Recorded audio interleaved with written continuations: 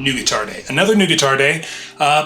I would say this one's a little more special than the last one. I mean, yes, I was giving my brother a birthday present, etc., etc. That's very sweet and emotional and all the feels and all the things. But this is a much more rare and interesting guitar. No matter what you think about it, no matter what forums you're in complaining about the things that this company may or may not be doing on Reverb, that's a whole different thing. But that's not where the story begins. The story begins one night at like 3 a.m. So come on, let's have a little story time. So one night, a couple weeks ago, I was browsing Reverb at some ungodly hour, as I am wont to do, looking for something we could use for content or, just a new guitar, because having a YouTube channel is a great excuse to spend money on guitars that you don't really need, but you want, and that's fine. So I see these guitars pop up. It was a TVL Les Paul Jr. From the original series from Gibson, and it said prototype. To which I'm like, a little dubious, but I clicked through, and sure enough, it's a Gibson store, the Gibson Demo shop, where they said they're going to sell all kinds of artist-owned demos, prototypes, weird modded guitars, etc. And I hadn't heard anything about it. I find this TVLO Les Paul Jr., and I'm like, maybe I should pull the trigger on this, because it's at retail price. It says prototype. So whatever that means, because there's not a lot of information. But it's so early in the morning, I can't talk to my partner, Kate. So I'm like, I'm going to sleep on it. Which is never a great idea when you see something that pops up that says Gibson and prototype, because they're gonna sell fast, because collectors are looking for anything that says that. Next morning, I wake up, roll over, the first thing I do is check my phone, because I'm like, man, I want to see if those guitars are still available. Sure enough, they're still available. So I wake up my partner, and she's not terribly thrilled, but once I told her what it was, she had the good point of just buy it, just grab it. You never know when you're going to get the opportunity to buy anything that says Gibson with prototype on it. So, but don't buy the Les Paul Jr. because why buy that one if you're only going to buy one when you could buy one of the full fat Les Paul standards? So that's what we did. 2019 Gibson Les Paul Standard 50s in the Heritage Cherry Burst or Factory Burst, or whatever all of you Gibson fanboys and girls like to call it. Now, this is actually my first Gibson full-fat Gibson guitar purchase. It also happens to be what they're calling a prototype.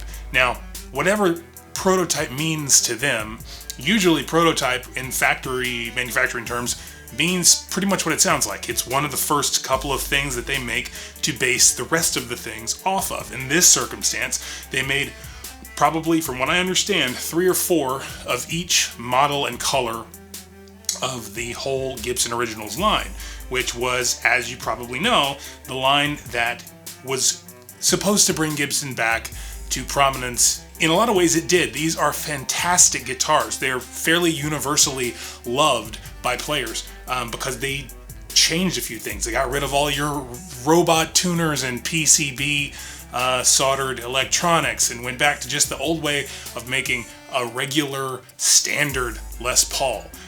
This one has the Burstbucker 1 and 2 pickups and the vintage tuners and the 50s neck, which I actually like. Now, I was the first person to purchase one from the new shop.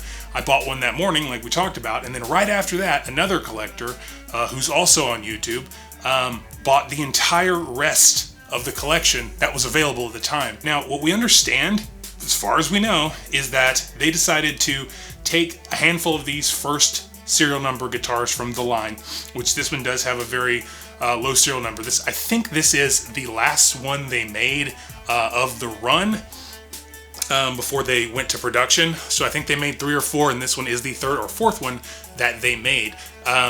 It is a really beautiful finish. I really like the flame on top of it.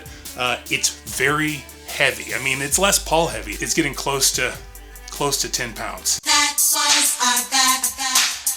Right here on the back of the headstock, it says prototype. Now, the controversy surrounding this is that the prototype has clearly been stamped after it's been finished. But what we think and what we know from anything the factory said is that these guitars were the first 3 or 4. They were stamped prototype after the fact, after the finish, and then essentially stashed in their demo shop and played on. So there are little imperfections. This one has a couple of little nicks and dings, but nothing out of the ordinary, outlandish. And all in all, it's in, I'd say, near mint condition. Just a little bit of play wear, nothing to write home about. Now, other than the weight of this behemoth, it sounds fantastic. The sustain is there, the neck play is great. It's got everything you'd want out of your standard 50s Les Paul, because essentially it is just a standard 50s 2019 Les Paul.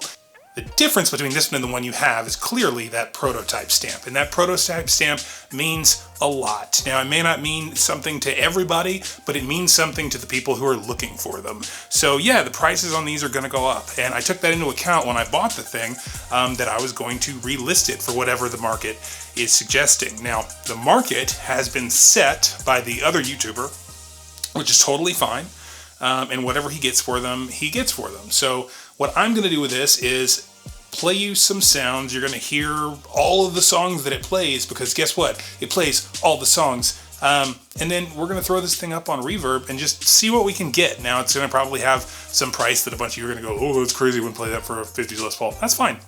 Don't buy it. This is for somebody who wants a prototype. Now, I am not going to keep a prototype around for a long time and just sit on it.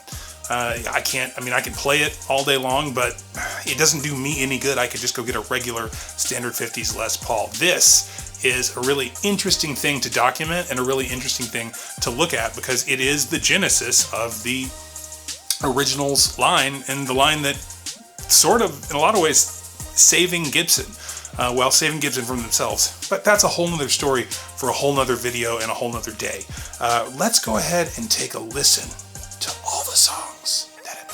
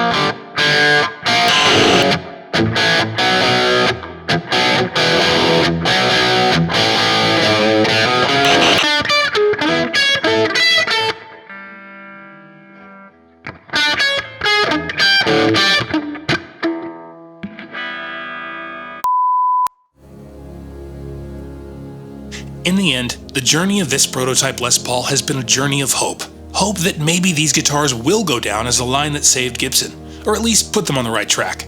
Let's just look past the whole Play Authentic thing, and the myriad lawsuits, and the cease and desists. Okay, look, they have a lot to sort out, but one thing is for certain. This is a good guitar. This is a good line, and having the opportunity to play and own one of the first in that historic line has been a delight, even if only temporary for me. If you want to see what the next New Guitar Day brings, or what nonsense is happening in Gearville, be sure to like, subscribe, and hit the bell. Leave a comment, let me know what you'd like to see next. Until next time, hasta la vista, baby. I'll be back.